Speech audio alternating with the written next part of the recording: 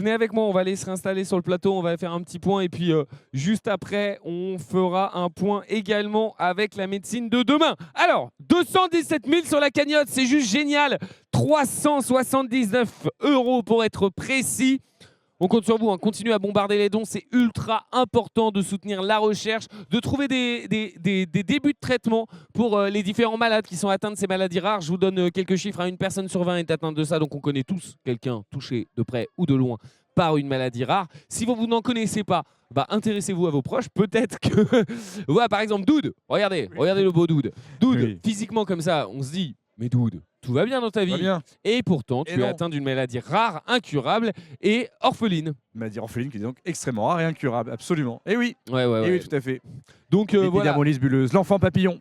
Mais ce bon, qui est pas mal, c'est que le nom... l'enfant, bon, il a un peu vieilli chez l'enfant. Le vieux papillon. J'ai le vieux papillon. Non, mais ce qui est pas mal, mine de rien, c'est que cette maladie rare, on continue à travailler dessus. J'espère. Ils ont arrêté il y a 6 ans. Ils ont dit c'est fini, c'est bon, Balek. Et non, ils travaillent dessus, effectivement. Et comme tu expliquais justement tout à l'heure, quand on a une avancée quelque part, toutes les autres maladies en profitent au niveau des traitements. Et c'est vrai qu'il y a des petites lueurs au bout du tunnel et c'est plein d'espoir. Ouais, c'est plein d'espoir. Donc allez-y, hein, pour sauver Doud, tapez 1. Pour sauver Edgar, tapez 2. Pour sauver... Choisissez votre malade à sauver.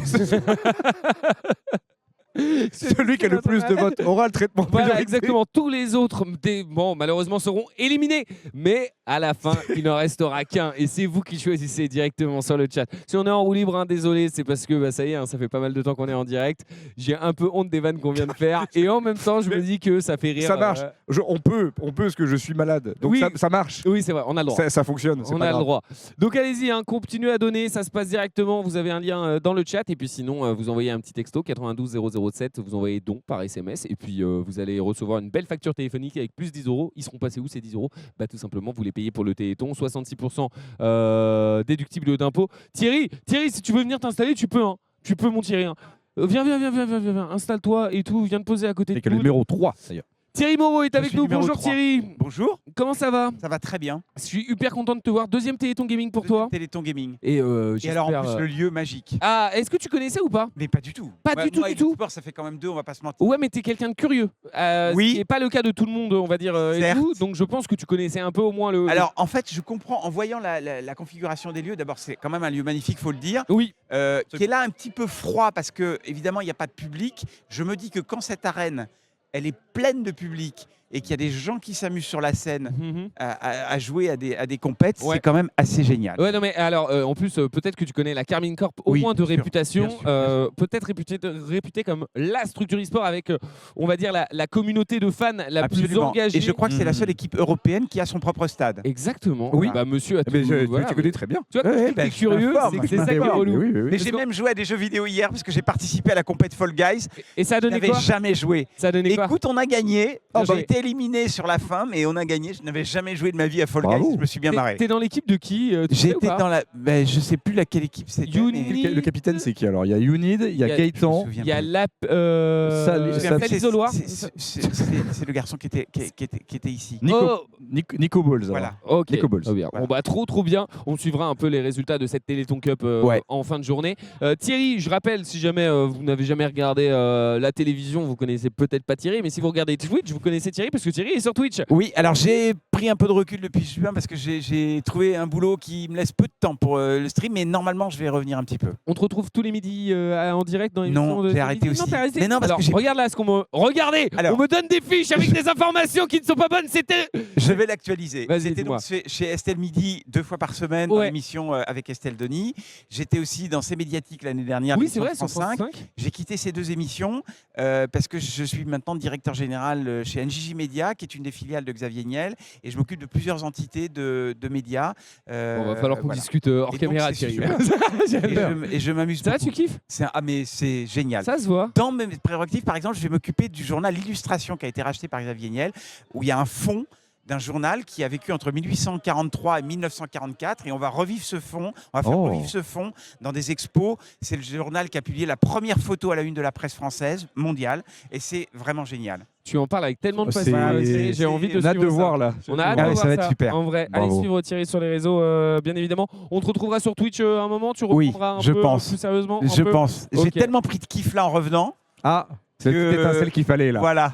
Mais en plus, et puis communauté super fidèle quoi. Ouais, ça, sans doute. Mais en plus, tu as été l'un des premiers parce qu'on parle beaucoup de Samuel Etienne, de plein de gens qui ont découvert Twitch. Ouais, j'ai commencé avant Samuel parce qu'on avait, on avait un projet avec Price qui est mon alter ego technique il y a maintenant 5-6 ans d'une chaîne IRL en fait dans lequel on parlerait de tout ce qui n'y avait pas dans les médias traditionnels avec parler des sneakers à l'époque, parler de street art, etc. Et puis en fait, notre recherche de fonds, elle s'est faite juste avant le Covid. Et donc, au moment du Covid, les gens qui voulaient investir, c'était pas un gros budget, c'était 500 000 €. Eh ben, on l'a pas eu et donc on a arrêté. Et après, j'ai lancé ma chaîne sur mon nom. Et bah écoute, on continue de suivre cette aventure. Ça fait trop plaisir de voir Thierry que pour ce deuxième Téléthon Gaming. Je te souhaite de revenir chaque année, mon Thierry. Avec plaisir. On va recevoir les autres invités. On va recevoir Jean. Tu peux venir, mon Jean-François. Joli, je donne le micro. Bon, tu peux même rester là, mon doute. Viens t'installer à côté de moi. Bonjour. Bonjour. Très bien. Alors, Jean-François Briand, directeur des opérations innovation scientifique. On va te donner un micro. Laure Sarraillon, on connaît, c'est bon. Laure, tu peux te poser. Et Julien, il n'y a presque pas assez de sièges. Tiens, mon Juju, tu peux te mettre là si tu veux. C'était pas très confortable. On peut serrer, hein. On peut serrer là, à mon avis. Pas de problème. Ou alors, Julien, si tu veux. Julien, mets-toi ici. Viens là, Julien. Moi, de toute façon, je voulais me faire tatouer. Ah oui, tu vas te faire tatouer. J'ai un Pikachu à me faire tatouer ici, moi. Ah, ça sent le donation goal, ça. Même pas. Même pas, c'est juste pour le kiff. Le kiff, la maladie de peau, le Téléthon Gaming avec le B, la cicatrice. Quitte à avoir des cicatrices, autant que ce soit moi qui me les fasse. Oui, t'as bien raison, mon Doud. T'as bien raison. Faites des dons pour soutenir tous les malades. Doud fait partie du coup de ces personnes atteintes de maladies rares. Donc comme ça, voilà, vous voyez, ça concerne vraiment tout le monde et ça concerne aussi les familles. Et là, en parlant de famille, on a une maman de Edgar, alors j'allais dire notre mascotte.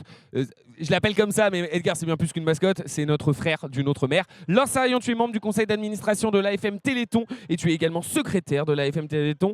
On a l'habitude de te voir au Téléthon Gaming. Ça va, Laure ? Ça va super bien, le compteur continue de monter. Oui, donc, 218 000 €. Je ne vais pas m'en satisfaire, il faut que ça continue on encore va continuer et encore. à pousser. Hein, on a encore un peu de temps, là, donc il faut y aller. Cette image de Thierry, Laure et Julien sur la même scène, elle est magique. Quelqu'un qui détonne ou quoi là? Elle est magique. Non, pas du tout. Julien, auteur, comédien, infirmier, créateur de contenu également et premier animateur du Téléthon Gaming. Oh, premier animateur, je crois que c'est un bien grand mot, mais je crois que j'étais à la première édition, et c'était beaucoup C'était il y a combien de temps la première édition du Téléthon Gaming? Ouais, c'était il y a 8 ans. Quand même. Ouais, ça date un petit peu maintenant. Donc Julien, dans le petit local de Webedia à l'époque. Exact. Et avec moi. Ouais, non mais c'est comme quoi on step up chaque année. Il y a eu du chemin. Ouais, il y a eu du chemin. Non mais ça serait intéressant de revoir peut-être les premières images du Téléthon Gaming. On va essayer de peut-être vous retrouver ça parce que ça serait marrant de voir à quel point ça a changé quoi. Ça a plus rien à voir. Hein. Ça a plus rien à voir. Vraiment, Quel souvenir t'en gardes toi de la première édition, Julien? Ah, c'était plus artisanal, hein. C'était c'était familial. Il y a eu des bugs techniques. On était pas tant. Alors après, moi, j'étais pas du tout côté stream. J'étais vraiment juste côté animation. C'était des tables rondes, un petit peu comme on est en train de faire là, mais c'était dans un placard. Hein. C'était vraiment minuscule. C'était dans le studio mix et le studio mix de Webedia. Alors, où je tournais moi-même mes vidéos. Voilà. C'était mon petit studio, donc j'étais à la maison. Et enfin, le meilleur pour la fin, notre ami Jean-François Briand. Ça va? Bah ouais, impeccable. Alors, tu es directeur des opérations et innovation scientifique. Ouais, c'est un peu long. Hein. Ouais, c'est un peu long et c'est un peu chiant. Je rigole, je me permets. Comment ça va cette année? On s'était vu l'année dernière. Ah ouais, c'était ça ton va premier super Téléthon bien. Gaming. Je regrette de ne pas être venu avant en fait. C'est ce que tu m'avais J'avais dit, découvert une ambiance mais fabuleuse. Fabuleuse. T'arrives à retrouver un peu cette ambiance ici ou pas? Ah bah ouais, carrément. Quel souvenir tu gardes de l'année dernière? Le côté hyper humain de tous les échanges et on peut vraiment aller dans le fond de la conversation et ça c'était fabuleux. On n'est pas dans le côté hyper rythmé d'autres. Je te coupe, il y a une pub dans 2 secondes si tu peux te taire. On envoie la mais j'ai l'habitude. Non, t'inquiète pas, mais c'est vrai que l'année dernière on avait eu un super échange avec toi, avec Laure, avec François aussi. Et pour vous dire, on en a chialé tellement. On est allé chercher des anecdotes que vous n'avez pas l'habitude de partager sur les plateaux dits traditionnels et on a pleuré. Ça a fait des super images, mais surtout des super témoignages. Vous pouvez retrouver et donc des dons. Et donc des dons, oui, clairement, tu as raison Thierry. Et ça, c'est le plus important. On est à 218 000, ne lâchez pas. Pour faire des dons, je le rappelle rapidement, parce qu'après, on va parler de la médecine de demain avec nos 4 invités. Pour faire des dons, vous avez des liens dans le chat qui sont envoyés par les modos, ça vous connaissez. Si jamais vous avez la flemme de rentrer la carte bleue et tout, ça peut être un peu relou. Vous avez un numéro de téléphone, c'est pas le 3637, ça c'est le numéro de téléphone de la télé. Nous, on a un autre numéro de téléphone, c'est le 92 007. Vous envoyez don par SMS et à la fin du mois, vous avez plus 10 € sur votre facture téléphonique, mais au moins, vous avez sauvé des vies. Donc j'ai envie de vous dire, est-ce que ça vaut pas le coup? Je pense que oui. Ça vaut la peine. Je te vois sourire, Julien. Ça t'a fait rire ce fameux truc, t'as sauvé des vies, c'est ça? Non, pas du tout. Je souris parce que je suis content d'être là. Eh bah, on est content aussi de t'avoir ici. Très rapidement, Laure, je suis désolé, tu connais la question. Pourquoi les FM Téléthon? Pourquoi ça existe? Ça vient d'où? Alors, c'est une association de parents qui a été fondée il y a presque 70 ans par des parents qui refusaient la fatalité de voir mourir leurs enfants, puisqu'à l'époque, ils étaient atteints de ce qu'on appelait une maladie du muscle, sans savoir, et en les mettant toutes dans le même sac.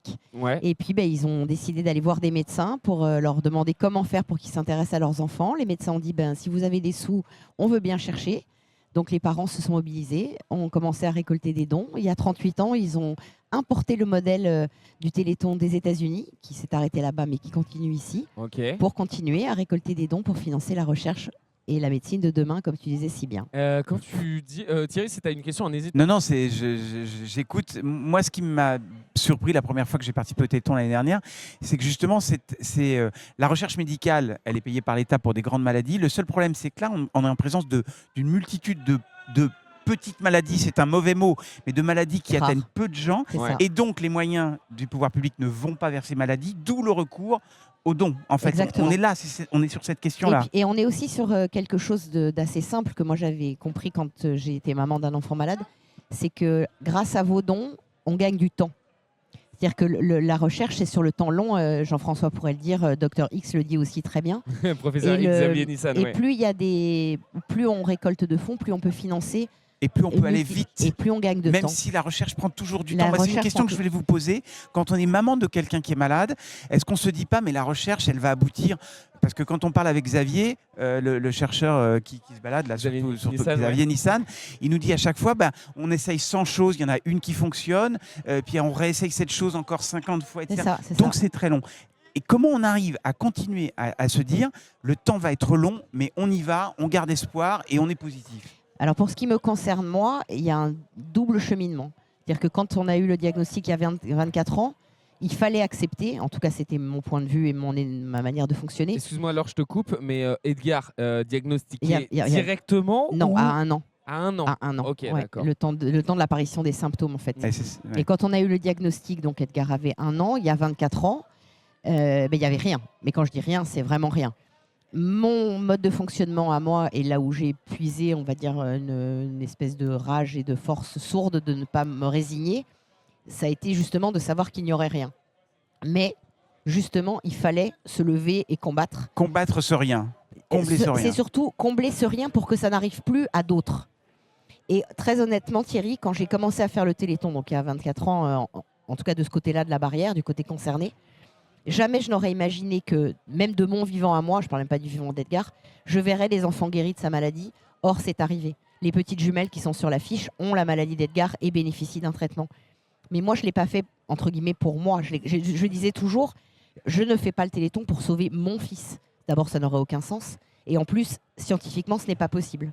C'est contre la maladie. C'est contre la maladie, vraiment. Et je disais que je rêvais du jour où on dirait à des parents, vos enfants ont une amyotrophie spinale, mais ne vous inquiétez pas, on peut faire quelque chose. Et ce jour est arrivé. Et je crois que ça a été, même en tant que maman, une de mes plus belles émotions, que de dire, j'ai cru à ce combat-là. Et comment ça s'est passé? Il y a un chercheur, il y a un médecin qui vous a appelé, qui vous a dit, tu sais quoi, on a trouvé. Non, parce que ils m'ont rappelé si j'avais été concernée, si on avait été concerné par l'essai. Ouais. Donc on l'a été par l'avancée des choses. C'est-à-dire que comme en plus le médicament de thérapie génique pour la maladie, le développement a commencé par du financement de Téléthon, on a suivi l'avancée, puis le développement et la mise en fabrication aux États-Unis. Puis les premiers essais, les premiers résultats, la mise sur le marché aux États-Unis. Donc tout ça, le programme de recherche de l'AFM, on a un comité scientifique avec des chercheurs du monde entier. Donc on est toujours au courant de tout, entre guillemets, de ce qui avance et de ce qui se fait. de ce qui est chaud aussi. Hein. Et du coup, on avait l'information Après, il y a toutes ces étapes d'autorisation de mise sur le marché aux États-Unis. C'est le médicament qui a eu l'autorisation de mise sur le marché en France et en Europe le plus rapide. D'habitude, il y a parfois un décalage très long entre les États-Unis et la France et l'Europe. Et là, ça a été très rapide. Alléluia. Il y a 4000 enfants de sauvés maintenant grâce à ce médicament. Ah oui. Et c'est considérable. Et ça, moi, c'est vraiment ce à quoi j'ai cru, voilà, à ce combat pour que ça s'arrête. Jean-François, je te vois. Cette histoire du temps long. Cette histoire du temps long. Il faut quand même avoir à l'esprit que quand les recherches ont démarré sur cette maladie, sur la myotrophie spinale, on partait de rien. On connaissait rien. On n'avait même pas identifié le Il n'y avait même pas de nom de maladie à l'époque. Voilà, donc c'est pour ça que ça a pris énormément de temps. Maintenant, et il a fallu presque 25 ans entre l'identification du gène et la mise à disposition. Et donc le diagnostic aussi, je présume, parce que les médecins... Alors, le diagnostic, à partir du moment où le gène a été identifié, forcément, c'était plus rapide de proposer un diagnostic. Après, il y a plusieurs variants de diagnostic. Mais il n'empêche que c'est déjà une première étape qui est cruciale. Il y a encore trop de malades qui sont en errance diagnostique. Et forcément, quand il y a une errance diagnostique, ça veut dire que derrière, les options thérapeutiques à proposer, on n'en a pas. Ah oui. Donc il faut franchir par étapes, il faut avancer par étapes. Donc ce temps de développement, il a tendance à se raccourcir. Alors on ne pourra pas indéfiniment le raccourcir, mais il n'empêche que maintenant, on découvrirait aujourd'hui le gène, il ne faudrait pas les 25 ans qu'il a fallu à l'époque. Ce serait sûrement plus court. Mais c'est toujours un temps trop long, malheureusement, pour les malades. J'en profite pour rebondir très très rapidement sur ce que tu viens de dire, hein, Jean-François. Il y a trop de familles qui n'ont pas de réponse à leurs questions. Il y a trop de familles qui sont atteintes de maladies rares. Je vous rappelle, hein, c'est des gosses. C'est vraiment, vous voyez parfois des images avec des enfants. Je vous jure que ça, c'est pour ça qu'il faut faire des dons, hein, pour apporter peut-être des premiers éléments de réponse à ces familles-là. Je vous jure, il n'y a rien de pire que de voir ces familles sans... ça se voit, je suis un peu ému, donc je trouve pas mes mots, mais il n'y a rien de pire de voir sans réponse. Tu as d'autant plus raison que moi, j'ai toujours dit qu'à partir du moment où on avait un nom de maladie, ça veut dire qu'on a un adversaire. Quand on a un adversaire, on commence à avoir des armes pour le combattre. Donc c'est vrai que l'errance diagnostique, c'est un des drames actuels et un des vrais sujets de travail fondamental pour identifier encore et toujours plus de maladies. Julien, je te vois... Oui, je voulais revenir sur un truc, parce que là on parle de temps, et c'est vrai que le temps c'est super important, mais peut-être que les gens qui nous regardent ne se rendent pas compte d'une chose, parce que maladie rare, quand on dit maladie rare, on dit oui, c'est rare. Oui. Sauf qu'il y a beaucoup de maladies rares. Et du coup, ça représente énormément de monde. Bah oui. Une personne sur 20 à peu près. 3 millions de Français. On a tous quelqu'un dans notre entourage atteint par une maladie rare. Peut-être nous-mêmes d'ailleurs, parce qu'il y a effectivement cette histoire d'errance diagnostique. Parfois, on a des symptômes, les médecins n'arrivent pas à nous trouver ce que c'est. J'ai personnellement un ami qui a une myopathie. Il a été en errance diagnostique pendant 6 ans, ce qui est énorme, parce que 6 ans, c'est 6 ans de perdu. Pour le traitement. Mais du coup, voilà, moi ce que je voulais dire, c'est maladie rare, ça ne veut pas dire que les malades sont rares. Oui, il y a beaucoup de malades atteints de maladies rares. Par contre, ce qu'on a de rare, c'est le nombre de traitements. 95% des maladies rares sont toujours sans traitement. C'est là où vous intervenez. Il y a beaucoup de maladies rares. C'est gigantesque. Hein. C'est gigantesque et c'est un pourcentage qui ne baisse pas d'année en année. Tout à l'heure, je vois Jean-François, je lui dis 95 quand même, faites un effort, on pourrait passer à 94, au moins un peu une bonne nouvelle. Il m'a dit on n'est pas prêt, Roulio. Il y a plus de 7000 maladies rares. Il va falloir quelques dizaines de traitements, de nouveaux traitements pour d'autres maladies, pour effectivement faire baisser ce pourcentage. Et là où vous pouvez intervenir, c'est que Xavier hier nous expliquait qu'il y a beaucoup de maladies, alors beaucoup, je fais l'américain, il y a certaines maladies, on n'est pas loin de trouver un traitement. Là, ce qui manque, c'est l'argent. Parce qu'une fois qu'on a le traitement, qu'on a une idée de traitement, ça va coûter extrêmement cher de trouver la bonne formule, de faire tous les essais qui sont nécessaires pour que le médicament soit approuvé, etc. Donc, c'est là où nous, on intervient. Et c'est vraiment pour ça que vous donnez de l'argent. C'est à ce moment-là où c'est ultra important. Et puis, n'oubliez jamais, hein, vous envoyez 10 € par SMS, n'oubliez jamais que vous offrez des pipettes à tous les chercheurs qui en ont besoin. Et ça, je peux vous dire, ils en ont besoin. Si on peut en parler un peu plus de l'origine de toutes ces maladies génétiques. Jean-François. C'est génétique, donc c'est notre ADN, c'est notre patrimoine génétique, ce qui fait que les êtres humains sont des êtres humains. Ça veut dire qu'elles ont toujours existé ? Simplement, on ne les détectait pas, on ne les connaissait pas. Et donc, à partir du moment où il y a eu de l'ADN, cet ADN a toujours cette fragilité et a tendance à avoir des mutations, donc des changements dans cet ADN qui vont, dans certains cas, provoquer un dérèglement qui va conduire à une maladie. Donc ça a toujours existé, mais on ne les connaissait pas, on ne les identifiait pas. Mais vous parliez tout à l'heure de 7000 maladies. Est-ce qu'il y a encore des maladies à découvrir? Est-ce qu'aujourd'hui, il y a encore des gens qui sont atteints de choses dont on ne sait même pas de quoi il s'agit? Ah oui. Oui. Oui. Il y a des gens, on ne sait pas quel gène est en cause. On a cherché dans tous les gènes connus pour des maladies déjà étiquetées. On n'a pas trouvé, mais ça va avancer. Je ne vais pas dire que tous les jours on en découvre de nouvelles, mais presque. On identifie de nouvelles maladies ou de nouvelles variantes. Après il y a recherche et après il y a traitement. C'est-à-dire que quand on découvre, on n'en est qu'au tout début du process. Ouais, ça peut prendre jusqu'à 15 mais ans, 25 ans. Ce début de process, c'est déjà une étape, mais qui est cruciale. Franchement, si on arrive à relier des symptômes ou tout un panel de symptômes avec une mutation ou quelques mutations. Et donner un nom, comme vous et à donner un nom, c'est une première étape, parce que derrière, ça ouvre énormément de portes. Alors après, forcément, le temps se rallonge, parce qu'il faut mettre au point un traitement. Alors, dans certains cas, on peut se dire, un traitement qui était donné dans une maladie donnée fonctionne. Et il va peut-être fonctionner dans cette maladie. C'est ce qui s'est et passé c'est ce qui est arrivé pour Mathilde, là, une jeune fille qu'on a vue du Téléthon, qui était en fauteuil et en errance diagnostique. Après son année où elle a représenté le Téléthon, le diagnostic est tombé. Elle a eu un traitement. Elle est debout. Elle est maman de jumeaux. Extraordinaire. Et ça, ce traitement, et ça, c'est grâce à vous. Qui est extraordinaire, ce traitement qu'on lui a trouvé, qu'on a administré à Mathilde, c'est un traitement qui est tout bête. C'est le traitement qui est donné aux asthmatiques. Ah oui. C'est la même molécule. La ventoline, oui, c'est le même principe actif. C'est le principe actif de la ventoline. Est-ce que ça veut dire que du coup le traitement était sous notre nez depuis le début, mais il fallait le temps de prouver son efficacité entre Exactement. Il fallait s'assurer que ça pouvait fonctionner. Et là, on passe par ce qu'on appelle les essais cliniques. C'est ça ou c'est pas Alors, on peut passer par des essais cliniques si on est en dehors du champ d'application de la molécule tel que c'est prévu, ou alors on peut faire de l'accès compassionnel ou de l'accès hors prescription, hors autorisation. Mais derrière, l'idéal, c'est effectivement pour que tous les malades puissent en bénéficier, il faut passer par un processus réglementaire pour faire qu'il y ait une extension de l'indication à cette nouvelle maladie-là. Julien, je t'ai vu prendre ton micro, la prochaine je te voulais réagir. Je crois. Oui, c'est ce qu'on appelle la sérendipité. Tu m'as perdu. Non, si, il y a trop de syllabes là. Le fait de découvrir, de faire une découverte par hasard, ça s'appelle la sérendipité. C'est aussi valable pour la tarte tatin qui a été découverte par hasard parce que tarte renversée dans le four, que le Viagra par exemple, qui était à la base, c'était des essais cliniques faits pour des trucs cardiaques, des maladies cardiaques. Et finalement, puis ils se sont rendus compte que ça marchait pas bien. Il y avait des effets secondaires un peu particuliers. Et en fait, ils se sont rendus compte parce que normalement, il faut rendre les médicaments à la fin de l'essai. Là, on arrête l'essai, ça marche pas. Et il y avait une bonne aucun médicament qui sont venus. Il y en a plein qui voulaient pas rendre. C'est trop drôle.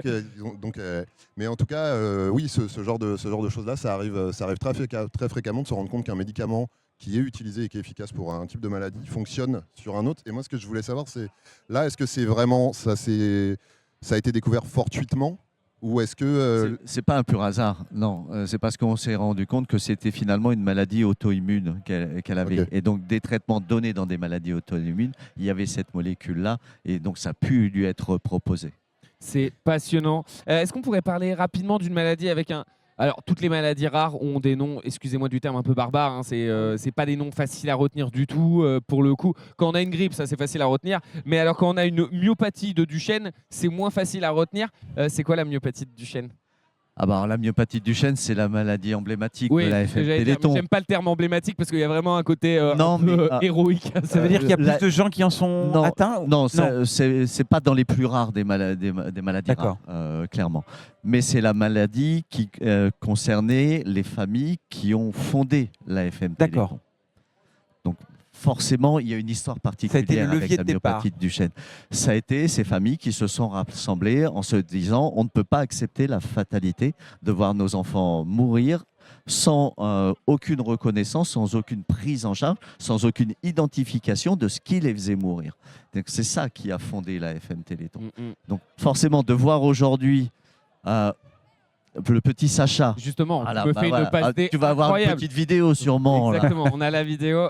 Sacha qui était atteint de la maladie, de la myopathie de Duchenne, qui finalement réussit à combattre la maladie. On va vous passer la vidéo, vous allez voir, c'est très émouvant et ça fait extrêmement chaud au cœur. Et c'est pour ça que vous faites des dons, n'oubliez jamais, on vous balance la vidéo. Regarde, on va mettre le pantalon, les chaussettes, on termine juste par les bras et après on arrête. C'est quand je réveille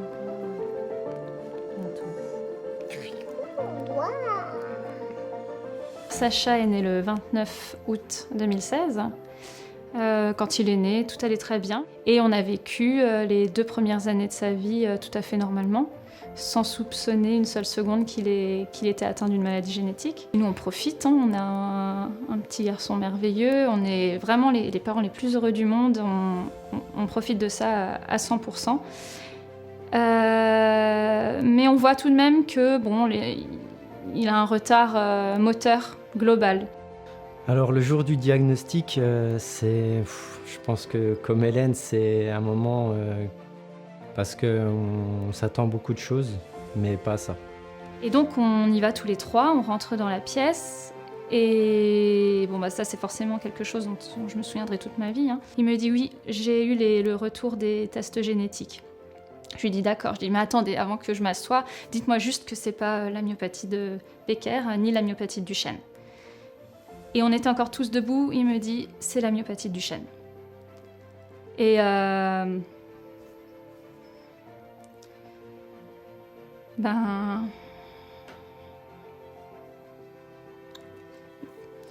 Et là, c'est un uppercut en plein visage. Je savais que c'était une maladie très grave et qu'il n'y avait aucun traitement jusqu'à présent. Et pour nous, je ne sais pas comment l'expliquer, on est anéantis. Le monde s'écroule autour de nous. Ça, je le souhaite vraiment à personne, c'est d'une violence extrême. La thérapie génique, c'est un espoir énorme. Le 14 novembre, on a été appelé. Le 7 décembre, il a eu son injection. C'est allé très vite. On y va confiant. On y croit. De toute manière, je crois en la recherche, je crois en l'avancée de la science. Dur comme fer. Il a eu cette injection le 7 décembre 2022. Donc Sacha est très courageux parce qu'il n'a pas mangé depuis la veille, il est à jeun, lui il reçoit cette injection qui a l'air de rien comme ça. En fait c'est une perf qui va peut-être lui sauver la vie, on va être patient. Mais le plus drôle dans tout ça c'est que en fait ça a été très rapide. Parce qu'on a vu les premiers effets au bout d'1 mois. Les choses se sont enchaînées, il a commencé à monter les escaliers sans se tenir, sans se hisser par la force des bras. De voir Sacha monter l'escalier en alternant jambe droite, jambe gauche, pour nous c'était impensable, surtout après un peu plus d'1 mois de l'injection, quoi. Récemment, il a fait de la marelle. Il a réussi à sauter une marelle d'un bout à l'autre, donc à cloche-pied, sans poser, en gardant un équilibre stable. Voilà, il grimpe dans les arbres maintenant, et là on est à peine 2 mois après l'injection, quoi. Grâce à la FM Téléthon, Sacha a reçu une thérapie génique. Après, est-ce qu'elle va marcher totalement? On l'espère. Après, on n'est pas médecin et ça, on verra avec les années si c'est le cas ou pas. Mais pour l'instant, ça marche. Le Téléthon il est devenu un allié, hein. Clairement ça a été notre force, il nous a aidés à sortir la tête de l'eau. Donc il était clair qu'on allait se battre avec eux. On est hyper reconnaissants, c'est d'ailleurs pour ça que je témoigne aujourd'hui en fait. J'ai envie de dire merci au Téléthon. C'est la seule chose que je puisse faire en tant que maman d'enfant malade, c'est dire merci, surtout continuer. Sacha a eu son traitement il y a maintenant 1 an et demi. Il va bien. Il vit comme un enfant normal. Il a des des capacités motrices tout à fait correctes, même similaires à un enfant du même âge qui n'aurait pas sa maladie. Actuellement, les séances de sport se pratiquent normalement pour Sacha, puisqu'il peut tenir sur une séance de 20 minutes de sport. Alors, bien trouver la place, ce qui est over, faites ici.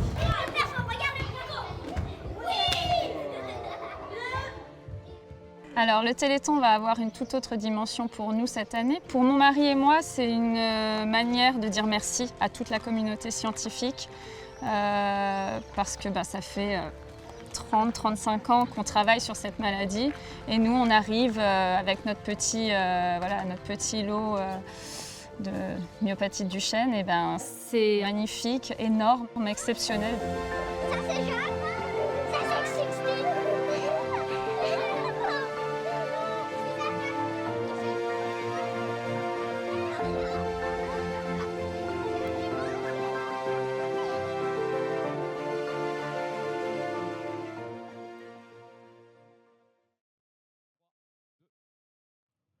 Et ça fait plaisir. Et je tiens à vous dire que c'est exactement pour l'histoire de Sacha que le Téléthon existe. Ça fait trop du bien de voir ces images. Sincèrement, Thierry, je me tourne vers toi parce que je vois que tu as les mêmes yeux que moi. Donc je me dis, je vais aller chercher un allié. Pas du tout, peut-être pas le meilleur allié. Moi, ce qui m'a surtout ému, c'est le moment où elle apprend la maladie. Oui. Et on n'a pas de mots, quoi. Ah, c'est dur, hein. Ouais. Et c'est pour ça que vous faites c'est un gouffre. Des dons, les amis. Je vous promets, c'est un gouffre. Le jour où on vous annonce que c'est foutu, en fait. Il y a pas d'autre mot, c'est foutu. Et c'est pour ça que les dernières images où il est sur son cheval, où elle témoigne... C'est exceptionnel. Ouais, tout. Redonne. Moi, le moment que j'aime bien, c'est quand elle dit il joue à la marelle. Maintenant, ça paraît couillon, mais... Il grimpe dans les arbres. Ouais, il grimpe dans les arbres. L'image, elle est magnifique. Mais c'est ça, c'est par ça qu'on voit que c'est vraiment une victoire pour les Sacha. familles. Ouais, Il faut avoir en tête que Sacha, il a été diagnostiqué, il avait 2 ans. Donc, imaginez, il a fallu, les familles, c'est ce que vous dites, la famille, elle est restée vraiment avec cette épée de Damoclès pendant plusieurs années avant qu'on vienne lui proposer de l'inclure et de le traiter avec ce produit de thérapie génique. Donc maintenant, c'est Sacha, c'est une victoire pour lui.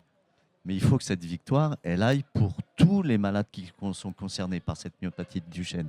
Donc il faut aller au bout de cet essai clinique. Je vais poser une question très très bête, mais donc c'est un traitement qui est curatif ou ça permet à la maladie de ne plus progresser? C'est une très bonne question. En vrai, Alors, on ne sait pas. On peut pas le dire parce qu'on n'a pas le recul. Là, ce qu'on sait, c'est que le dizaines traitement d'années. il est efficace pour Sacha Il à est l'instant super T. efficace. Il super a efficace. arrêté l'apparition de la maladie. Il a stoppé la progression de la maladie. La progression de la maladie. Donc, on sait sur la myopathie de Duchenne comme sur d'autres maladies, on parlait de la myotrophie spinale jusqu'avant, qu'il faut traiter le plus tôt possible, avant que les symptômes n'apparaissent et ne se développent. Parce qu'on sait que dans de nombreuses maladies, on ne pourra pas réverser les symptômes. Il y a d'autres cas où on pourra, mais dans ces maladies-là, on ne pourra pas. Question chiffre, combien ça coûte par exemple le traitement de Sacha? Est-ce que tu peux estimer ça? C'est dur parce qu'il y a tout ce qui est recherche. C'est impossible aujourd'hui. C'est impossible aujourd'hui. Pour te donner un ordre d'idée, les médicaments de thérapie génique qui sont aujourd'hui sur le marché, ils sont entre 2 et 3 millions le traitement. Et il va falloir accélérer les dons, les gars. Alors maintenant, vous allez prendre la carte bleue de papa, de maman. Là, on a passé les 220 000. On a passé les 220 000. Ça s'applaudit. Félicitations à vous. Bravo, merci bravo. beaucoup. Mais vraiment, là, on prend les cartes bleues et tout. Il n'y a pas de fête de fin d'année. On balance tout. On va sauver des vies en ce mois de décembre qui arrive, même si on est encore fin novembre. Merci. Et ça, c'est vraiment... Voilà. Vous voyez pourquoi... Il y a des résultats qu'on est capable de vous partager chaque année, des histoires aussi. Et je pense que nous, on pourra tout faire pour essayer de vous sensibiliser. Je pense que ce genre de vidéo, ce genre d'histoire, c'est peut-être ce qu'il y a de plus parlant. Et là, heureusement, j'ai envie de dire, ça, c'est positif. Il y a des histoires qui sont malheureusement moins positives et on n'oublie pas ces familles, bien évidemment. Thierry, tu voulais réagir? Oui, j'avais une petite question qui vous concerne un petit peu tous les deux. Qui décide de quelle maladie va être financée à l'instant T et comment se fait l'arbitrage entre toutes les différentes maladies? Il n'a pas les fiches, mais il pose les questions. Il est excellent, celui-ci. Jean-François. Alors, c'est le conseil d'administration de l'AFM qui prend les décisions. Il donne des grandes orientations, mais de toute façon, il faut qu'il y ait des bons projets qui nous soient proposés, qui soient évalués par notre conseil scientifique. Donc nous, on incite les chercheurs à travailler sur toutes ces maladies rares. On leur dit, si vous avez des projets, proposez-les nous. S'ils sont bons, ils seront soutenus. Au bout du bout, c'est le conseil d'administration qui va décider parce qu'on ne peut pas soutenir tout ce qui est bon, malheureusement. Il y a combien de chercheurs dans le monde qui travaillent en ce moment pour le Téléthon ? Des chercheurs dans le monde qui sont financés ou dont les projets sont financés grâce aux dons du Téléthon, on estime qu'il y en a plus de 2000. Tous ces chercheurs, ils sont liés à la FM Téléthon à travers le monde. Est-ce qu'ils sont aussi partis du Généthon, de ISTEM? Généthon, ISTEM, l'Institut de myologie, c'est à peu près 600 chercheurs. Ok, d'accord. Ce qui sont les bras armés, on va dire, de la FM Téléthon. C'est le nom Je trouve que c'est exactement la meilleure définition. C'est des soldats. Ouais, non, mais vraiment, vraiment. Et puis, vous les connaissez maintenant pour une partie de ces chercheurs qui viennent témoigner de leur travail. Ils sont soit avec nous sur ce plateau, soit avec les différents streamers tout autour de nous, notamment notre coqueluche, le professeur X, mais il n'y a pas que le professeur X et c'est important de le préciser parce que Xavier le dit lui-même, il dit vous arrêtez pas de mettre la lumière sur moi, mais moi il y a des équipes derrière moi, il y a d'autres chercheurs aussi qui font un travail assez monstrueux, donc c'est intéressant et c'est important de leur donner de la force et du soutien. Laure, quand tu vois l'histoire de Sacha, il y a encore beaucoup de Sacha, entre guillemets. Et toi, en fait, je te vois parce que tu es entre émotion et oui, c'est dur. Frustration de ne pas pouvoir faire plus, j'ai l'impression. C'est pas de ne pas pouvoir faire plus, c'est que quand je vois une victoire, j'ai en tête les urgences. C'est-à-dire que pour la victoire, voilà, Sacha, on croise les doigts, ça va aller. De toute façon, déjà, on sait qu'on voit bien que ça va ralentir, etc. Moi, je pense à tous les autres, à ceux qui attendent un traitement, à ceux qui sont un petit peu plus âgés que Sacha et que donc on ne peut pas inclure dans un essai.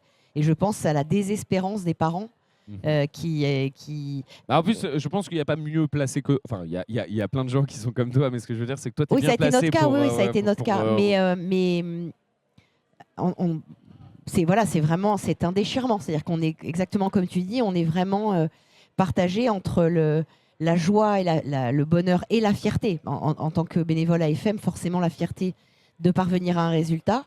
Et puis en même temps, il faut aussi affronter le quotidien de toutes ces familles dont effectivement je fais partie, où on n'a pas de traitement, en tout cas pas de traitement curatif. Donc c'est une vraie ambivalence. C'est aussi un vrai moteur. Voilà, c'est un vrai moteur pour continuer parce que victoire, urgence. Victoire, urgence. Plus il y aura de victoire, moins il y aura d'urgence. Donc il faut continuer le combat. Voilà. Il y a quand même un truc assez particulier, c'est que forcément, si vous suivez le Téléthon, vous avez peut-être l'impression que les maladies rares vont concerner uniquement les muscles. Or, ce n'est pas du tout le cas. Il y a d'autres maladies rares qui vont parfois toucher d'autres organes. C'est le cas de Tim. Je vais te demander à toi, Jean-François, mais Tim, cette année, ceux qui regardent France Télévisions, je pense qu'ils savent qui c'est maintenant parce qu'il fait partie des tête d'affiche de cette édition. Je dis entre guillemets parce que pour moi, famille ambassadrice. Oui, c'est ça. Parce que pour moi, toutes les familles sont aussi importantes les unes que les autres. Et Tim, voilà que vous voyez, il a perdu la vie à 21 ans. La vue, pas la vie. J'ai dit la vie. Oui, la vue. Ça lui a brisé la vie. Et grâce à la FM Téléthon, il a ressuscité. Donc dites-vous que non, il a perdu la vue à 21 ans. C'est assez fou cette histoire. Je vous propose d'une petite vidéo pour. Petite vidéo, on vous raconte l'histoire de Tim et on revient juste après la team. Tim, excellent. Rentrée scolaire 2019. Voilà, je rentre comme un élève normal dans cette école. Et puis un mois plus tard, on essaie d'expliquer à nos professeurs que oui, en septembre, quand je suis rentré dans cette école, je voyais bien. Et là, je vois plus votre visage, je vois plus mon écran d'ordinateur. Je vois plus le vidéoprojecteur. Je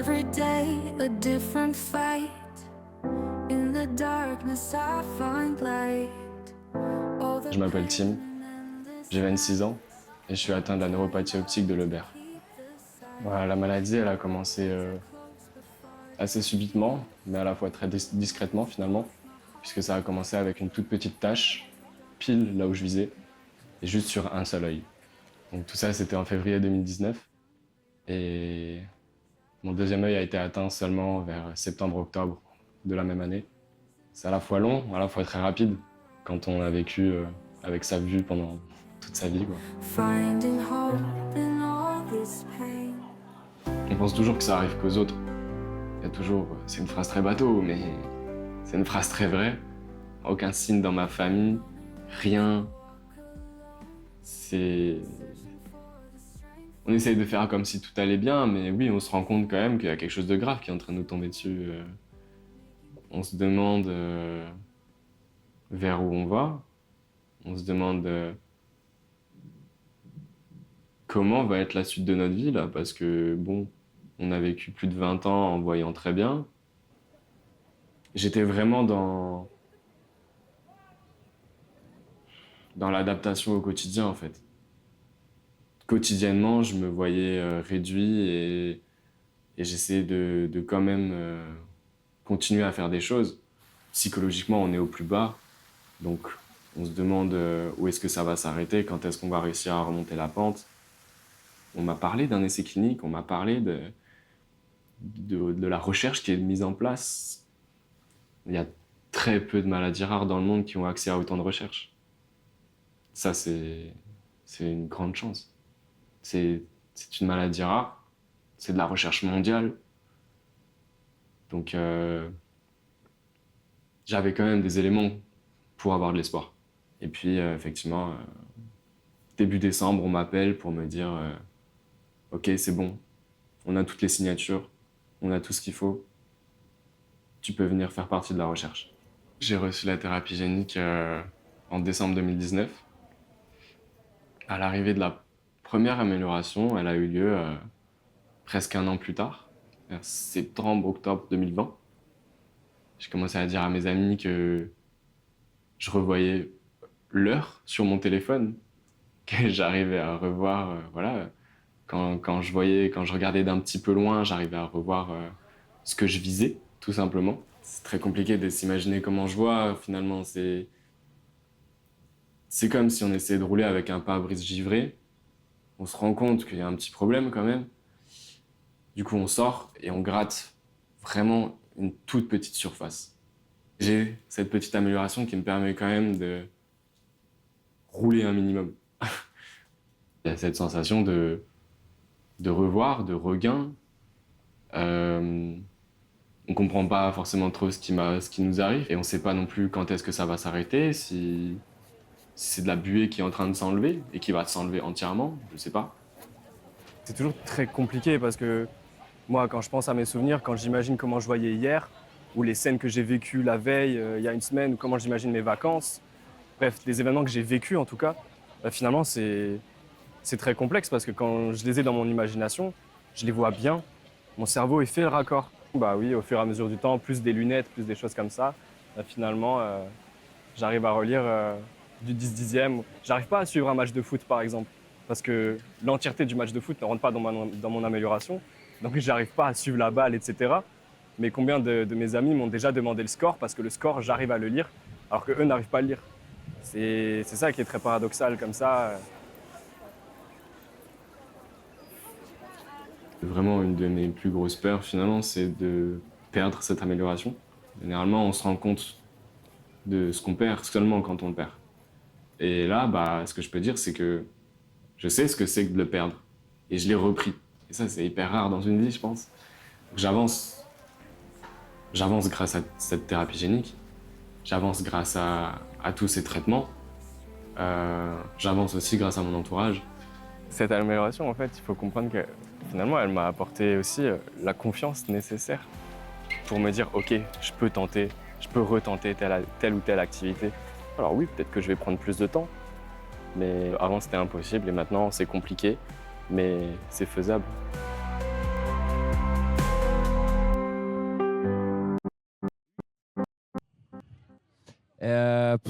Encore une fois, une histoire assez incroyable. Julien. Ouais. Non, c'était pour faire un peu la même réflexion que après le témoignage précédent. C'est super précieux ce genre de témoignage, surtout un jour comme aujourd'hui, de générosité et d'appel aux dons, parce que ça montre vraiment de manière très concrète que oui, les dons servent à quelque chose. Oui, la recherche, ça permet à des gens jeunes de retrouver une qualité de vie. Je trouve ça super important de montrer ce genre de témoignage. Ouais.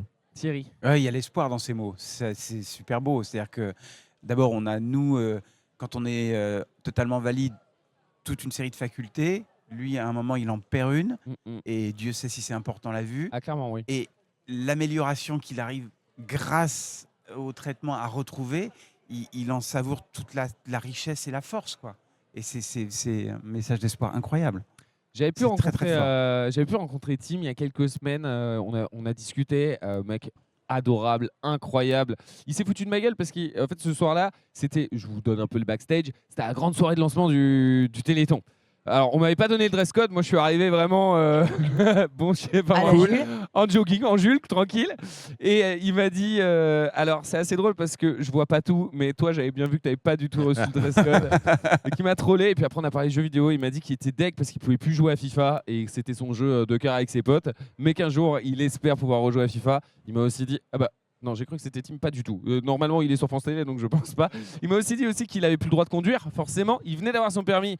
C'est un peu embêtant, surtout quand on a pile 20 ans. C'est peut-être l'âge où on a énormément besoin de son permis pour participer à toutes les soirées et tout. Bon, il m'a aussi dit, j'ai pas le droit de vous le dire, mais il m'a aussi dit qu'il avait reconduit. Il a pas le droit, hein, mais il a récessé avec ses potes en pleine campagne. Tu le balances en direct. Mais c'est pour vous dire que voilà, ça fait partie. Voilà, malheureusement dans les histoires. Mais il a trouvé ça assez effrayant. Hein. Oui, ah, il l'a dit. Non, mais, il a essayé pour voir, comme c'est le cas de le dire. Exactement. Et voilà.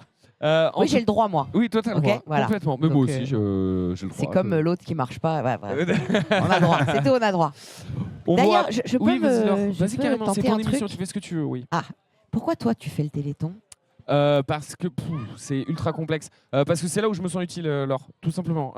Déjà, j'ai eu la chance d'y participer il y a 4 ans pour la première fois. Je connaissais le Téléthon pour des raisons familiales, on suivait ça, hein, c'est une institution. Moi, dans ma famille, on était donateurs, donc forcément, on connaît ça. J'étais sensibilisé à ça. On m'a appelé pour animer une première année. J'ai rencontré ton fils, Edgar. Et le soir, je me souviens du live, Edgar m'a pris dans ses bras, donc ton fils m'a pris dans ses bras. Alors, des bras d'Edgar... voilà, il est là. On n'est pas sur quelqu'un qui peut vraiment faire un câlin énorme. Non, c'est un tyrannosaure. Exactement ça. Le petit T-Rex m'a pris dans ses bras et ce jour-là, j'ai réalisé que parfois, en tant qu'animateur, on ne trouve pas tout le temps du sens à son travail. Même pas qu'en tant qu'animateur. Hein, je pense que vous savez très bien ce dont je parle. Parfois, on cherche du sens.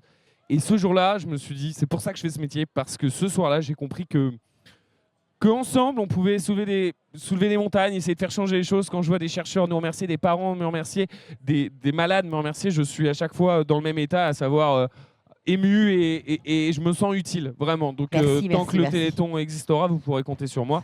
Et on ne dit jamais longue vie à une association parce qu'on espère qu'elle s'arrête le plus tôt possible. Dans le cas du Téléthon, 95% des maladies n'ont pas de traitement. Donc longue vie au Téléthon, le temps que ces 95% de maladies on trouve des traitements, il y aura du travail, bien évidemment. Mais voilà, je fais le Téléthon pour toutes ces raisons, pour des histoires d'amour, mais je pense comme vous tous, hein, c'est des histoires personnelles parfois, c'est des rencontres, mais c'est une vraie institution et je suis très fier de pouvoir dire que on arrive à expliquer aux gens qui regardent Twitch ce que c'est le Téléthon, parce que peut-être qu'on n'avait pas réussi totalement cette transformation entre télé traditionnelle et Internet. Et je pense qu'aujourd'hui, avec le travail des streamers qui sont ici en salle, avec notre boulot aussi, on arrive au moins à expliquer que c'est utile. Et je pense que les scores qu'on fait chaque année, sans les comparer, parce que chaque format est différent, mais témoigne quand même de notre réussite dans cette mission-là. Oui, c'est clair. Et voilà. Bon, par contre, le jour où vous n'êtes plus là, moi j'arrête. Hein. Non, je rigole. Non, mais il faut moi, je serai toujours là. Il faut souhaiter à Edgar d'être là le plus longtemps possible, surtout. Edgar, on te souhaite d'être le plus longtemps possible avec nous. Hein? Ouais, allez, d'accord. Voilà. Edgar, il est venu se foutre de ma gueule pendant le reportage de Tim en me disant t'as vraiment dit il a perdu sa vie, mais t'es un tocard. Merci Edgar. D'ailleurs, très bonne question. Thierry, pourquoi Téléthon? Toi en plus... Alors, je dirais j'ai pas dans mon entourage familial de personnes qui sont atteintes de maladies rares. En revanche, j'ai été sensibilisé à l'émission que je regarde depuis très longtemps parce que j'étais admiratif de Jerry Lewis qui a créé ça en 66 aux États-Unis et qui l'a ensuite parrainé pour ses premiers numéros en France. C'est quelqu'un que j'admire énormément et donc j'avais été sensibilisé à son combat. Et la deuxième chose, je me dis que c'est tellement peu de choses qu'on nous demande. C'est-à-dire une journée, un week-end dans notre boulot. Donc c'est une petite brique. Voilà. Et toute cette petite brique pour essayer d'utiliser notre savoir-faire, c'est-à-dire faire un petit peu de stream, essayer d'expliquer les choses, essayer de vulgariser, d'essayer de poser des questions pas trop bêtes. Ça apporte une petite pierre à un édifice qui est gigantesque, parce qu'encore une fois, il y a tellement de choses à faire qu'on se dit que franchement, pourquoi pas le faire, quoi. Je suis d'accord avec toi. C'est une toute petite chose qu'on nous demande. Effectivement, c'est pas grand-chose. Julien, toi déjà, il y a un rapport, passion au niveau de la santé, je pense. C'est-à-dire oui, c'est à la fois mon métier de base, d'être soignant. Donc ça me paraît complètement normal d'être là et de participer à la solidarité, d'inciter à la générosité. Après, j'ai une double histoire personnelle avec les maladies rares. J'ai un cousin qui a été atteint de myopathie de Duchenne et qui malheureusement est décédé parce qu'à l'époque, vraiment, il n'y avait rien de rien. Et puis l'événement Téléthon Gaming, c'est mon ami dont je parlais tout à l'heure, mon ami Pierre Lapin, qui était à l'initiative de la toute première édition. Qui a lancé. Voilà, et qui m'avait, je me rappelle, vraiment on était à l'anniversaire d'une copine, et il m'a dit on va lancer le Téléthon Gaming, est-ce que ça te dit d'en être? Et évidemment j'ai dit oui tout de suite. Et pour l'anecdote, parler de Pierre, parce que franchement moi il me manque beaucoup, parce qu'il m'avait énormément ému, puisque quand il a mobilisé toute sa communauté, et il avait vraiment mobilisé du monde, et c'était vraiment pas évident. Il avait juste oublié de leur dire que lui, il était malade. Et ça, il l'a fait une fois que le Téléthon était commencé. Et ça a été un moment d'émotion que mon cœur de maman n'oubliera jamais, parce que vraiment, je ne m'y attendais pas, je m'attendais pas. Et lui, il n'avait pas envie. Il avait envie d'exister. Il n'avait pas envie de tirer la couverture. Non, et puis c'est même pas ça. Il voulait justement surmonter la maladie grâce aux jeux vidéo. Et là, il s'est retrouvé tout d'un coup dans un espèce de dilemme où il a dit non, en fait, si je veux être complet et donner du sens à mon combat, il faut aussi que je me révèle aux gens. Et il l'a fait, et c'était magnifique. Franchement, c'est une émotion de fou. J'ai les poils rien que de penser. Même moi, mais en fait, Pierre, si t'es quelque part, on t'embrasse fort et vraiment, tu nous manques. Voilà. Pierre, ça aussi, un truc que moi je voudrais dire quand même, c'est que cet événement, c'est une succession d'émotions. Une succession de moments, de témoignages, de choses très très fortes, une accumulation de trucs, et ça c'est très enrichissant, franchement. Je suis d'accord. Moi je dis qu'on y puise notre courage, énergie. Votre détermination, votre espoir sans cesse renouvelé, c'est vraiment très inspirant. Mais Thierry, c'est grâce à vous, en fait. C'est un espèce de cercle grâce vertueux. aux gens qui donnent, surtout. Mais grâce à tout le monde. Grâce à tous ceux qui participent, de chacun à sa manière. C'est aussi ce que j'aime moi dans le Téléthon, c'est qu'il y a de la place pour tout le monde, toute forme d'investissement. Et on y puise, nous, familles, l'énergie pour les 363 autres jours. J'aime cette expression que Laure dit souvent. C'est vrai, mais c'est vrai. On prend un bain d'énergie, on récupère force, courage, énergie positive, de l'amour, mais tellement d'amour, de la fierté, que on emmagasine, on remplit notre sac, qu'après, il va se disséminer tout au long de l'année. Et le Téléthon revient, et on sait qu'on va être... et puis, il n'y en a plus de voix, on est machin. Ah, quoi, tu as encore de la voix, toi, tu n'as pas assez crié. Je vais la crier. Mais on va faire notre maximum, mais nous, familles, vraiment, on reçoit tellement et on absorbe toute cette énergie positive. Et puis, ça a aussi changé, pour beaucoup, le regard sur le handicap. C'est-à-dire que le fait que tous les ans, à la télévision, on voit ces espèces de cloportes, j'ai le droit, moi. T'as le droit. Dont fait partie mon fils. Et cette exposition positive, alarmiste sur la réalité de la maladie, mais positive sur le combat, d'un certain nombre de handicaps, a vraiment changé le regard. Le regard dans la rue. Il y a une différence entre les débuts du Téléthon et maintenant. Ah oui, incomparable. D'accord. Incomparable. Le regard. Alors, pas toujours en bien. Parce que maintenant, ça arrive que quand on se promène, les gens font même pas gaffe au fait qu'il y ait un fauteuil. Mais c'est quand même mieux que les gens qui s'arrêtent dans la rue et qui fixent sur le fauteuil. Ouais. Voilà. Non, ça a énormément changé. Parce que c'est aussi le travail de l'AFM que d'œuvrer pour l'inclusion. Mais cette exposition et cette mobilisation de tant et tant de monde, chacun s'est approprié un peu plus d'image du handicap, et donc on est moins stigmatisé, on va dire. Et en tant que citoyen, c'est énorme.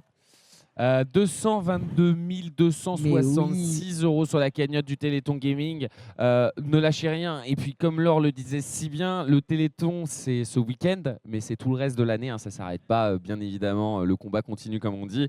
On ne fera que vous le rabâcher plus tard, mais vraiment, n'oubliez pas ça. Si vous voulez faire un don, c'est ultra simple. Dans le chat, vous avez des super modos qui vous balancent des dons, des liens. Vous avez juste à le suivre et vous laisser guider.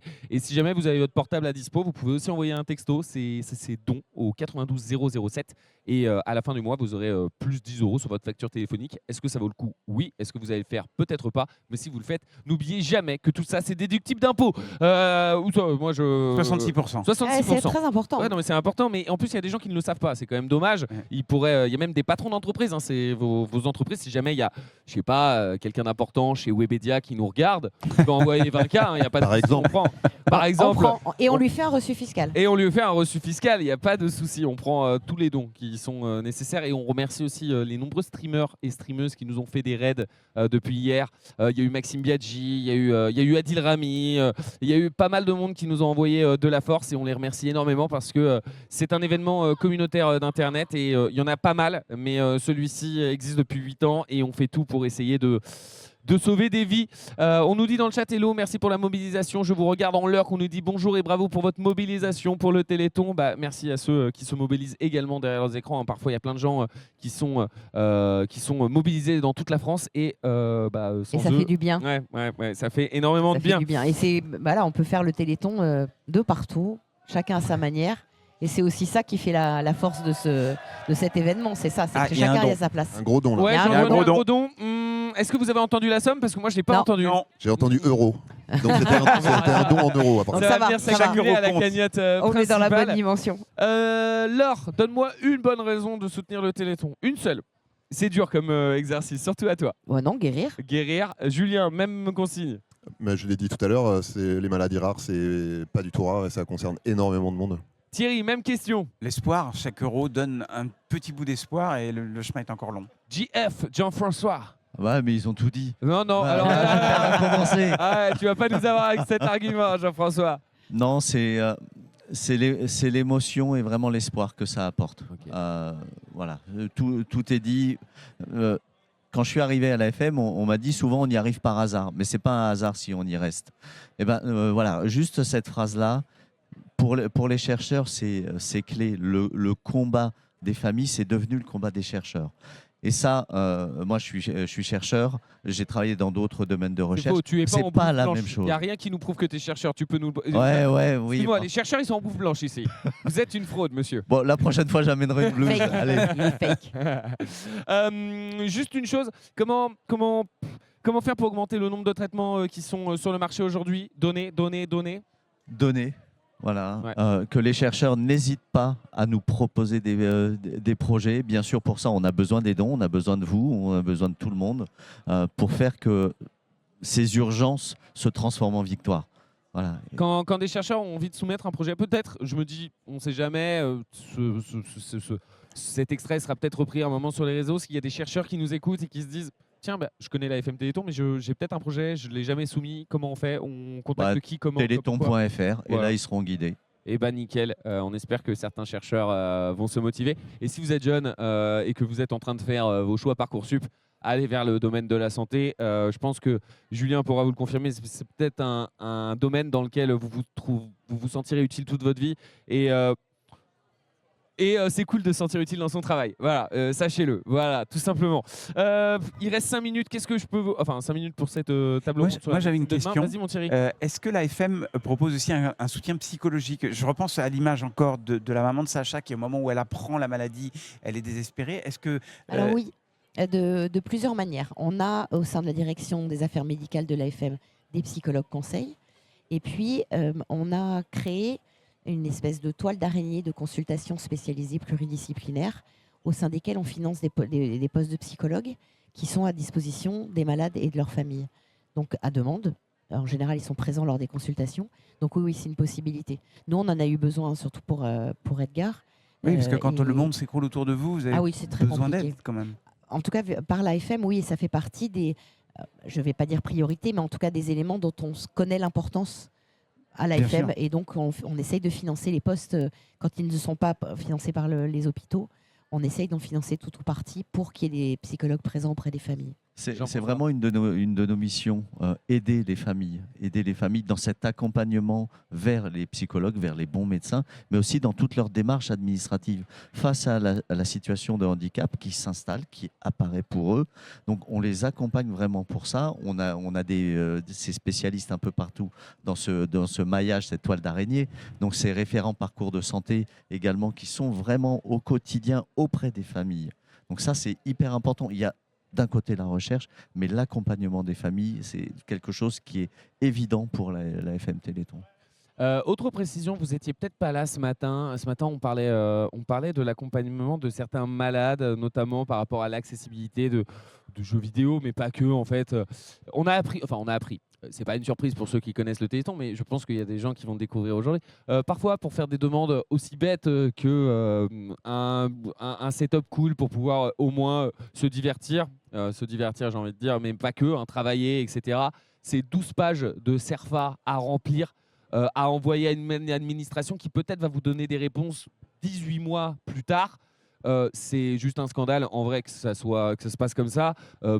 Donc, il faut absolument faire quelque chose pour changer ça. C'est pas normal, en fait. Tout simplement, il faut que. Enfin, moi, je fais le mec facile en mode c'est simple, suffit que les gens se déplacent. C'est vrai. Mais c'est pas normal qu'on ait 12 pages de CERFA à remplir pour peut-être avoir un oui à la fin. Peut-être que le plus simple, ça serait d'envoyer directement les gens qui disent oui ou non, vivre 12 heures, 18 heures avec un malade et sa famille. Je pense que ça accélérerait des choses. Je trouve que c'est. Honnêtement, je pense que ça s'entend à ma voix, je suis énervé, mais je trouve ça assez scandaleux.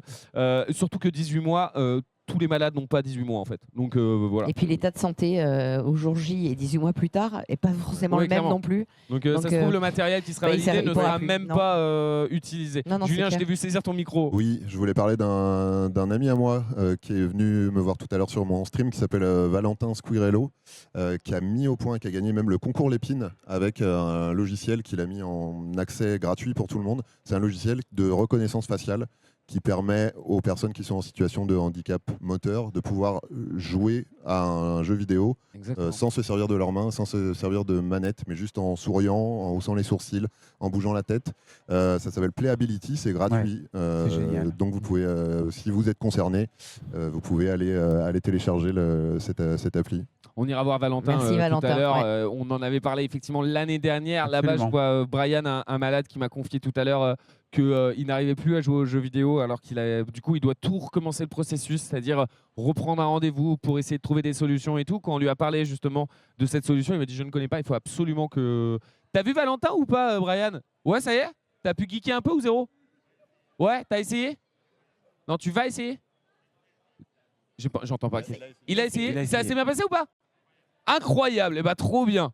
Ah, ça c'est une bonne nouvelle. Et la bonne nouvelle aussi, c'est qu'on a dépassé 222 000 €. On est à 223 322 €. On ne lâche rien, ne lâchez rien, c'est important. Tout euro compte, même si vous avez juste 1 €, bah on les prend avec plaisir. 66% déductible d'impôt quand même. Alors bon, sur 1 €, est-ce que c'est important? J'en sais rien, mais sachez que ça marche aussi sur 1 €. Laure, Julien, Thierry, Jean-François, c'était un plaisir. Si vous voulez rester, vous pouvez rester. On va partir en duplex. C'est ça, hein, les copains en régie? Oui, on va partir en duplex avec Bichard. C'est ça? Duplex annulé, très bien, priorité au direct, il n'y a pas de souci.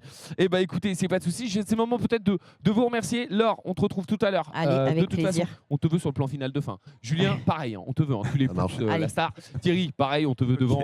Jean-François, tu peux aller... faudra que je parte avant la fin, malheureusement. Jean-François, vous comprenez, il m'a dit, je vais au vrai Téléthon tout à l'heure. C'est quoi le vrai Téléthon, Jean-François? Alors là, il défend. Oui, je suis un salopard, hein, vraiment. Il a jamais dit ça, Jean-François. Je reviendrai pas l'année prochaine. Si. On a pris du temps à t'avoir, Jean-François. Maintenant, on te garde. Merci à tous les quatre, en tout cas, d'avoir passé ce moment ici. C'était trop cool. Vous revenez quand vous voulez. En vrai, il y a encore la suite des programmes. On vous le rappelle. Il y a Doud qui attend pour te montrer son. Doud, viens là, mon bébé d'amour. Viens là, mon chéri. Non, mais tu veux nous montrer ton bras. Non, mais il faut que tu nous montres ton bras. Ton tatouage, là. Montrer ton bras. On voit pas grand-chose. On voit rien. Les caméras sont là-bas. T'as une photo? Est-ce que c'est un vrai tatouage? Parce que là, on voit juste un pansement. Hein. Ouais, t'as raison. Doud, t'es sûr que tu t'es fait tatouer? Ouais. Chez moi, de toute façon. Ouais, c'est ça. Ok. Oh, joli. Oh, il est joli. Alors, je sais pas si vous voyez très bien. Ah, si, on voit. C'est un Pikachu. C'est un Pikachu, exactement. Thierry, tu peux te faire tatouer, hein, sûr. Ah. Attends, t'es combien sur ta cagnotte là actuellement? Je suis pas très haut, je dois être à... C'est pas grave, t'es à combien actuellement? T'es à 280. Ouais. Est-ce que... Attends, 280, parce que je veux pas non plus te tatouer pour 500 balles, parce que c'est atteignable facilement 500 balles. Est-ce que si jamais t'atteins les 1000 balles, tu te fais tatouer? Ouais, allez. Ouais. Pas mal. Ouais. Oh, oui. Bravo. Qui fait ça s'il vous plaît en régie, et puis on met ça sur les réseaux, vous inquiétez pas, tous les dons vont aller sur la chaîne Twitch de Thierry Moreau, et puis on vivra ce tatouage, je l'espère, en direct sur la chaîne du Téléthon Gaming et de France TV Slash. On revient dans moins de 5 minutes. On part chez qui les copains en régie? On va chez Kimchi, trop bien. Et bah c'est parti pour chez Kimchi. Et puis on se retrouve juste après. Continuez à bombarder les dons, c'est important. Et puis à tout de suite la team. Merci.